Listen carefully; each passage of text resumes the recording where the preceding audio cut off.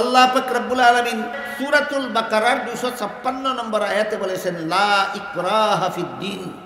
এখানে দিন শব্দের অর্থ ধর্ম।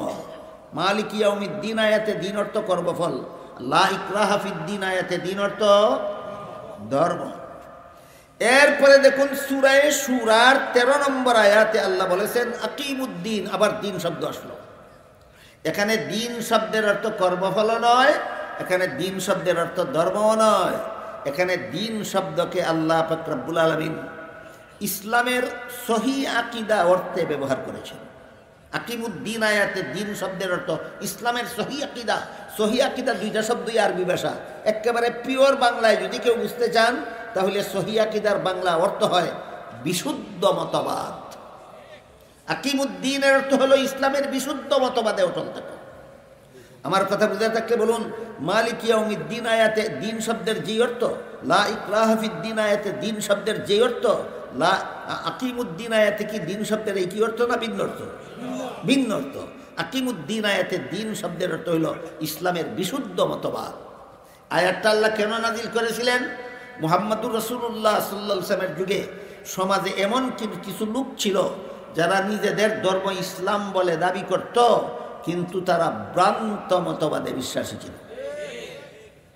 এই রকমের চক্রান্ত যেন কেউ ইসলামের নামে করতে না পারে। তুমি দাবি করো তোমার ধর্ম ইসলাম আর মতবাদ পোষণ করবা, তুমি ভ্রান্ত। এই রকমের দান্দালি, এই রকমের বাটপারি ইসলামের নাম নিয়ে করা যাবে না। যারাই দাবি করবে তোমার ধর্ম ইসলাম, তারাই ইসলামের বিশুদ্ধ মতবাদে অটল থাকতে হবে। ইসলামের নামে ভ্রান্ত মতবাদ পোষণ করা যাবে না। এই মর্মে আল্লাহ সূরার 13 নম্বর আয়াত নাযিল করে বলেন আকিমুদ্দিন, তোমরা যারা দাবি করো তোমাদের ধর্ম ইসলাম, তোমরা ইসলামের বিশুদ্ধ মতবাদে অটল থাকো। আমাদের বর্তমান সমাজেও এমন বহু লোক আছে যারা নিজেদেরকে মুসলমান বলে দাবি করে, কিন্তু আকীদা বিশ্বাস পোষণ করে কুফরি। দাবি করে মুসলমান আর আকীদা পোষণ করে কুফরি। এইগুলির বিবরণ দিয়ে আমি সারা রাতে শেষ করতে পারবো না। শুধু একটা দলের উদাহরণ দিয়ে এই প্রসঙ্গটা শেষ করি। আমি আশা করি আপনারা সকলেই জানেন পৃথিবীর বিভিন্ন দেশে কাদিয়ানীরা তাদের ধর্ম প্রচারের কাজ চালাচ্ছে, বাংলাদেশেও আছে।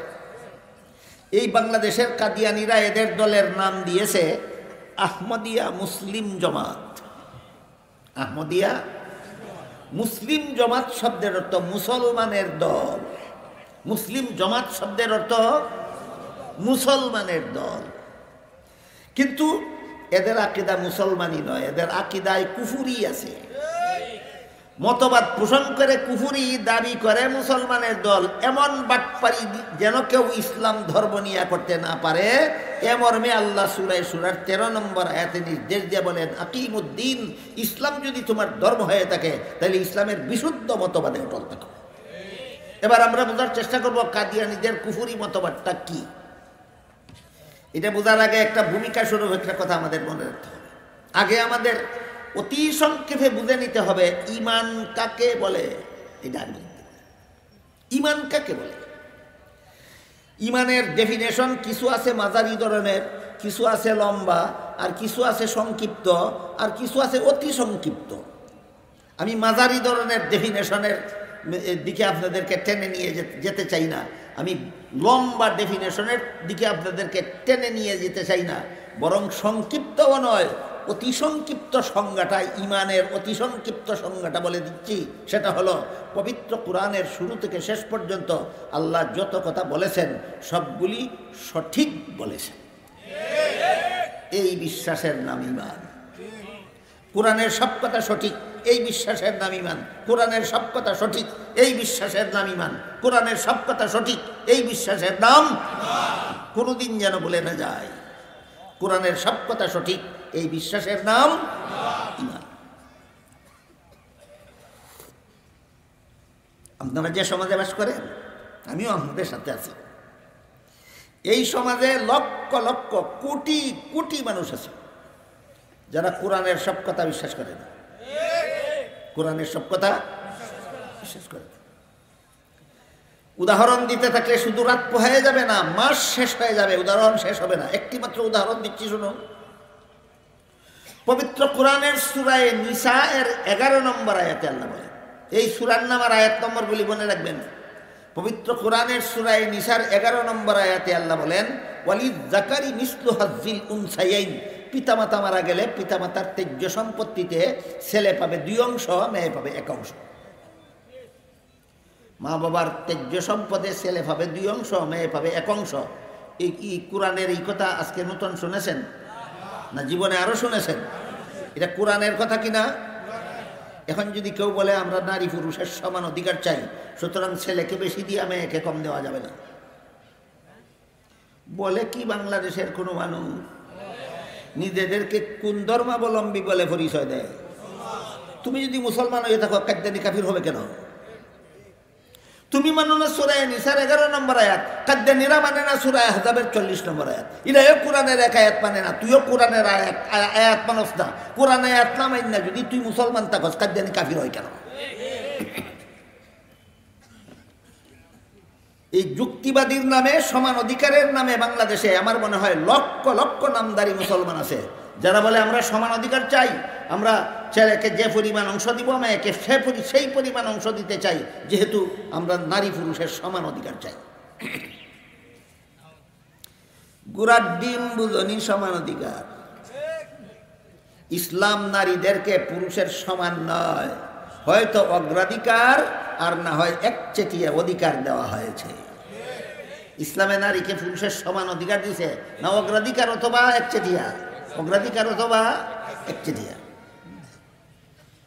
এবার আমরা একটু বোঝার চেষ্টা করি কিভাবে অগ্রাধিকার একচেটিয়ার আলোচনা আজকে করা যাবে না। সূরা নিসার 11 নম্বর আয়াতে আল্লাহ বলেছেন ছেলে পাবে 2 অংশ, মেয়ে পাবে 1 অংশ।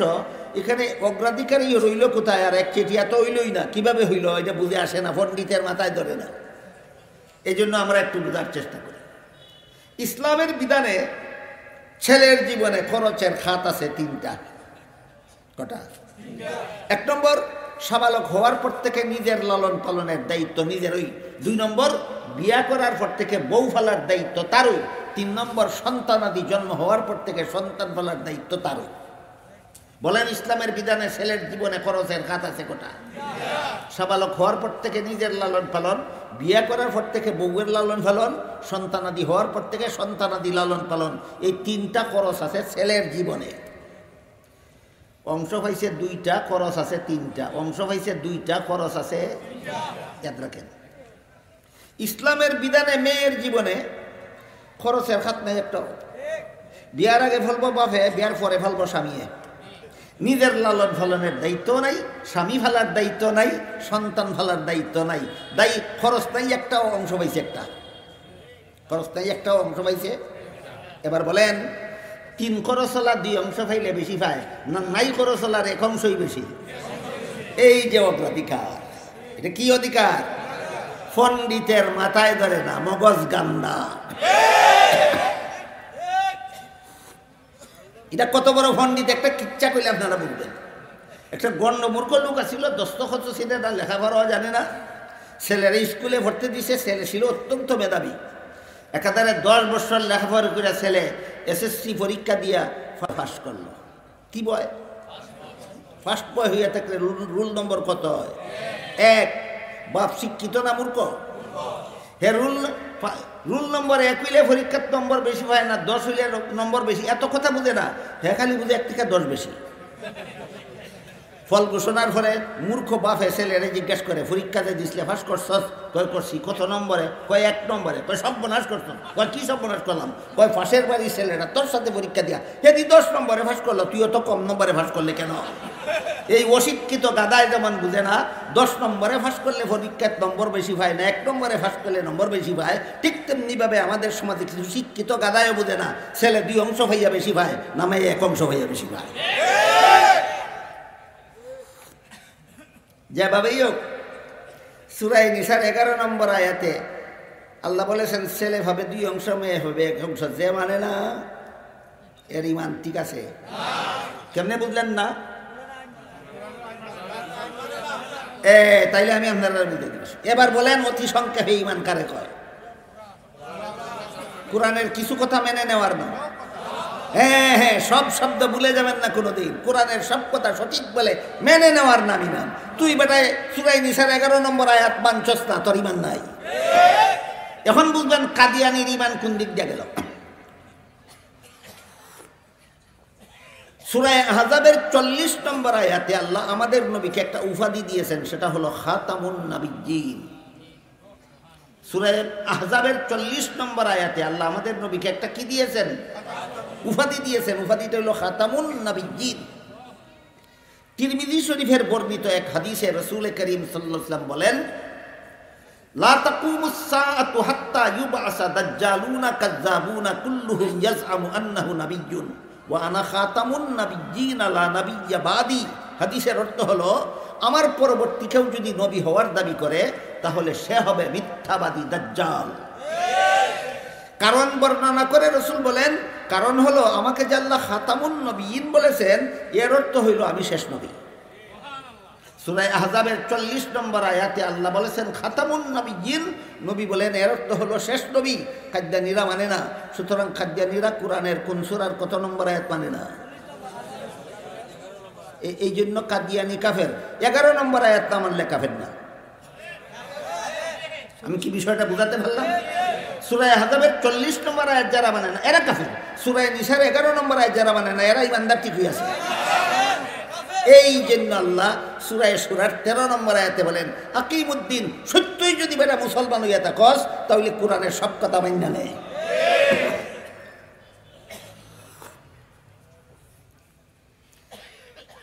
মালিকি ইয়াউমিদ্দিন আয়াতে দিন অর্থ কর্মফল। লা ইকরাহা ফিদ্দিন আয়াতে দিন অর্থ ধর্ম। আকিমুদ্দিন আয়াতে দিন অর্থ ইসলামের সহি আকীদা। আকিমুদ্দিন আয়াতে দিন অর্থ, আকিমুদ্দিনের অর্থ হইল তোমরা ইসলামের সহি আকীদায় অটল থাকো। কুফরি আকীদা পোষণ করো আর ইসলাম নিজের ধর্ম বলে দাবি করো, এটা হতেই পারে না। এখানে আর একটা আনুষঙ্গিক কথা আছে, আমাদের সমাজের জন্য বেশি দরকারি, বিশেষ করে আমাদের বাংলাদেশের, বিশেষ করে আমাদের হবিগঞ্জ জেলার, বিশেষ করে আমার হবিগঞ্জ শহরের মানুষের জন্য বেশি দরকারি একটা আনুষঙ্গিক আলোচনা। সেটা হলো আল্লাহ যে কোরআনে আমাদের নবীকে খাতামুন নবিয়্যিন উপাধি দিলেন আর নবীও বলে দিলেন, এর অর্থ হইল শেষ নবী। এই শেষ নবী হওয়ার মধ্যে মর্যাদার কি আছে? শেষ নবী হওয়ার মধ্যে মর্যাদার কি আছে? এই কথা অনেক মুসলমানের মাথায় ধরে না। এই জন্য বিষয়টা আলোচনা হওয়া দরকার। এক হাদিসে রাসূল করিম সাল্লাল্লাহু আলাইহি ওয়াসাল্লাম বলেন, ইন্নাল্লাহা ফাদ্দালানি আলাল আম্বিয়া ওয়া ফাদ্দালা উম্মতি আলাল উমাম। আল্লাহ আমাকে সমস্ত নবীগণের উপর শ্রেষ্ঠ মর্যাদা দান করেছে। এটা কিন্তু আপনাদের মনে রাখতে হবে। আল্লাহ আমাদের নবীকে অন্য কারো সমান নয়, সৃষ্টির শ্রেষ্ঠ মর্যাদা দান করেছে। মুহাম্মাদুর রাসূলুল্লাহকে আল্লাহ আরশের সমান নয়, শ্রেষ্ঠ মর্যাদা দান করেছেন। কুরসির সমান নয়, শ্রেষ্ঠ মর্যাদা দান করেছেন। আসমান জমিনের সমান নয়, শ্রেষ্ঠ মর্যাদা দান করেছেন। মানব দানবের সমান নয়, শ্রেষ্ঠ মর্যাদা দান করেছেন। ওলিয়া উলিয়ার সমান নয়, শ্রেষ্ঠ মর্যাদা দান করেছেন। নবী রাসূলের সমান নয়, শ্রেষ্ঠ মর্যাদা দান করেছেন। যে হাদিসে এই কথা প্রমাণিত, হাদিসটাও বলে দেই, ইন্নাল্লাহা ফাদ্দালানি আলাল আম্বিয়া। রাসূল বলেন আল্লাহ আমাকে সমস্ত নবী রাসূলগণের উপর শ্রেষ্ঠ মর্যাদা দান করেছেন। দুঃখের বিষয়, এই বিষয়টা খুলাসাভাবে সমাজে আলোচনা হয় না। না হওয়ার কারণে যে মর্যাদা ওলির মধ্যেও আছে, এই মর্যাদা আমার নবীর আছে কইয়া হে শানে রাসূল গায়, এইটা শানে রাসূল রে। যে মর্যাদা অন্য নবীর মধ্যেও আছে, এই নবী মুহাম্মদ রাসূলুল্লাহর মধ্যে আছে কইয়া হে শানে রাসূল কয়, এটা তো তোমার রাসূলের শান না, এটা তো মুসা নবীর শান। যেমন এক হাদিসে রাসূল করিম সাল্লাল্লাহু আলাইহি ওয়াসাল্লাম বলেন, আল আম্বিয়াউ আহইয়াউন ফি কুবুরিহিম। নবী রাসূলগণকে দাফন করার পর থেকে তারা জীবিত থাকেন। কি অবস্থা থাকেন? দাফন করার ফলে কোন কোন নবী জীবিত? এখন যদি কেউ আপনার নবীর প্রশংসা করতে গিয়া কয় আমার নবী জিন্দা নবী, এই তোর একলা নবী জিন্দা নবী, ওই শ্রেণী প্রশংসা। গুড়ার ডিম জানস নবীর প্রশংসা কারে কয়? এই চাতুরিটা কিন্তু আমার সমাজে চলছে। নবীর আলাদা মর্যাদা কোনটায় জানে ওই না গুড়ার ডিম, অন্য লোকের গুণ নিজের নবীর কয়া কয় এটা আমার নবীর শান, এটা তোর নবীর শান না, যে সকল নবীর শান। এই জন্য আল্লাহ পাক রব্বুল আলামিন পবিত্র কোরআনের বিভিন্ন আয়াতে আমাদের নবীর আলাদা মর্যাদা সূচক উপাধি প্রদান করেছেন। এবার বলেন, অন্য নবীর সমান মর্যাদা আমাদের না সকল নবীর চেয়ে শ্রেষ্ঠ? এই শ্রেষ্ঠত্ব তোমার কথায় আমার কথায় কারো চাপাবাজিতে না কোরআন হাদিসের দলিল দ্বারা? কোরআনে হাদিসে আল্লাহ আমাদের নবীর, আল্লাহ এবং আল্লাহ রসুল আমাদের নবীর শ্রেষ্ঠ মর্যাদা সূচক বহু উপাধির আলোচনা করেছেন। এর মধ্যে একটা উপাধি হইল খাতামুন নবিয়্যিন। আদম নবীকে আল্লাহ খাতামুন নবিয়্যিন উপাধি দান করছেন না? নূহ নবীকে আল্লাহ খাতামুন নবিয়্যিন উপাধি দিছেন না? ইব্রাহিম নবীকে আল্লাহ খাতামুন নবিয়্যিন উপাধি দিছেন না? মুসা নবীকে আল্লাহ খাতামুন নবিয়্যিন উপাধি দিছেন না? ঈসা নবীকে আল্লাহ খাতামুন নবিয়্যিন উপাধি দিছেন না? একমাত্র আমাদের নবীকে আল্লাহ খাতামুন নবিয়্যিন উপাধি দিয়েছেন। সুতরাং খাতামুন নবিয়্যিন হওয়াটা আমাদের নবীর আলাদা মর্যাদা। এইটার নাম শানে রাসূল, এটার নাম শানে রাসূল। কিন্তু আমি জানি আপনাদের এখনো বোঝার বাকি, শেষ নবী হইলে আলাদা মর্যাদাটা কি হইল? প্রশ্নের জবাব অত্যন্ত কঠিন। আমি এটাই বলছি, কঠিন কথা উদাহরণের মাধ্যমে বোঝা সহজ হয়। একটা উদাহরণ দিই শুনুন। একজন রুগী এক ডাক্তারের দ্বারা চিকিৎসা করাইল, কিছুদিনের জন্য রোগ সারলো, আবার রোগে আক্রান্ত হল। আরেক ডাক্তারের দ্বারা করাইলো, একই অবস্থা। আরেক ডাক্তারের দ্বারা করাইলো, একই অবস্থা। যত ডাক্তারের দ্বারা চিকিৎসা করায় রোগ কিছুদিনের জন্য সারে, বলুন চিকিৎসা পুরাপুরি সফল না আংশিক সফল? এভাবে ডাক্তার পাল্টাইয়া চিকিৎসা করাইতে করাইতে শেষ পর্যন্ত এমন এক ডাক্তারের দ্বারা চিকিৎসা করাইল যে ডাক্তারের চিকিৎসায় রোগ যে সারল, জীবনে আর ভিড়ল না। এবার বলুন, প্রথম দিকের ডাক্তারগণ শেষ ডাক্তার, শ্রেষ্ঠ ডাক্তার? কেন? যে ডাক্তারের চিকিৎসার পরে আরো ডাক্তারের দরকার বাকি থাকে, ইনি শেষ ডাক্তারও না, শ্রেষ্ঠ ডাক্তারও না। যে ডাক্তারের চিকিৎসার পরে আর কোনো ডাক্তারের চিকিৎসার দরকার বাকি থাকে না, তিনি শেষ ডাক্তারও শ্রেষ্ঠ ডাক্তারও। ঠিক তেমনি ভাবে আমাদের নবীর আগে আল্লাহ যত নবী রসুল দুনিয়াতে পাঠাইছেন, সকলের পরেই আরো নবী পাঠানোর দরকার বাকি রয়েছে, আরো নবীর দরকার বাকি রয়েছে। আমাদের নবী পাঠানোর পরে কিয়ামত পর্যন্ত দুনিয়ার মানুষের হেদায়েতের জন্য আর কোনো নবী পাঠাবার দরকার নাই। সুতরাং যে নবীর পরে আরো নবীর দরকার বাকি থাকে, ইনি শেষ নবীও না, শ্রেষ্ঠ নবীও না। যে নবীর পরে আর কোনো নবী পাঠাবার দরকার বাকি থাকে না, তিনি শেষ নবীও শ্রেষ্ঠ নবীও। এইটার নাম বেটা শানে রাসূল। এখন কোন কোন নবীর শান কইলাম? যে নবীর পরে দুনিয়ার মানুষের হেদায়েতের জন্য আর কোন নবী পাঠাবার দরকার বাকি থাকে না, ইনি শেষ নবীও শ্রেষ্ঠ নবীও। এটা কোন কোন নবীর শান? বুড়ার ডিমই বুঝে না আমাদের নবী কারে কয় আর শান কারে কয়, খালি আবুল তাবুল জামুখি দেয় তাই কয় শানে রাসূল কইলাম। শানে রাসূলের স্কেল আছে একটা হাদিস, আল্লাহ রসুল বলেন ইন্নাল্লাহা ফাদ্দালানি আলাল আম্বিয়া, সমস্ত নবী রসুলগণকে আল্লাহ যত মর্যাদা দিয়েছেন আমাকে তার চেয়ে বেশি মর্যাদা দিয়েছেন। এইটা হইল আমাদের রসুলের শান। এটা একটা আনুষঙ্গিক কথা ছিল বললাম। এবার মূল কথার দিকে ফিরে যায়। মালিক ইয়াউমিদ্দিন আয়াতে দিন শব্দকে আল্লাহ কর্মফল অর্থে ব্যবহার করেছে। লা ইকরাহা ফিদ্দিন আয়াতে দিন শব্দকে আল্লাহ ধর্ম অর্থে ব্যবহার করেছেন। আকিমুদ্দিন আয়াতে দিন শব্দকে আল্লাহ ইসলামের বিশুদ্ধ মতবাদ অর্থে ব্যবহার করেছেন।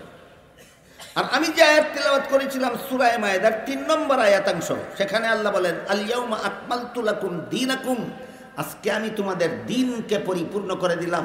এখানে দিন অর্থ কর্মফল নয়, এখানে দিন অর্থ ধর্মও নয়, এখানে দিন অর্থ বিশুদ্ধ মতবাদ নয়। এখানে আল্লাহ দিন শব্দকে ইসলামের বিধিবিধান অর্থে ব্যবহার করেছেন। আকমালতু লাকুম দীনাকুম এর অর্থ হলো আজকে তোমাদের ইসলামের বিধিবিধানকে আমি আল্লাহ পরিপূর্ণ করে দিলাম। এবার বলুন সূরা মায়েদার ৩ নম্বর আয়াতে আল্লাহ যে বলেছেন আমাদের দিনকে পরিপূর্ণ করে দিয়েছেন, এখানে দিন শব্দ কোন অর্থে? ইসলামের বিধিবিধান অর্থে। দিন শব্দ কোন অর্থে? ইসলামের বিধিবিধান অর্থে। সুতরাং ইসলামের বিধিবিধান শুধু মুসলমানদের সব সমস্যার সমাধান না, মানব জাতির সব সমস্যার সমাধান। মানব জাতির সব সমস্যার সমাধান। এখানেও আরেকটা আনুষঙ্গিক আলোচনা আছে, সেটা হলো প্রত্যেক নবীর যুগে আল্লাহ ইসলামের যে সমস্ত বিধিবিধান দিয়েছেন, সকল নবীর যুগের ইসলামের বিধিবিধান ছিল আপন আপন যুগের সর্বলোকের সব সমস্যার সমাধান। নূহ আলাইহিস সালামের ইসলামের বিধিবিধান তার যুগের সর্বলোকের সব সমস্যার সমাধান। ইব্রাহিম আলাইহিস সালামের যুগের ইসলামের বিধিবিধান তার যুগের সর্বলোকের সব সমস্যার সমাধান। মুসা আলাইহিস সালামের যুগের ইসলামের বিধিবিধান তার যুগের সর্বলোকের সব সমস্যার সমাধান। ঈসা আলাইহিস সালামের যুগের ইসলামের বিধিবিধান তার যুগের সর্বলোকের সব সমস্যার সমাধান। মুহাম্মদুর রাসূলুল্লাহর ইসলামের বিধিবিধান তার যুগের নয়, সর্বযুগের সর্বলোকের সব সমস্যার সমাধান।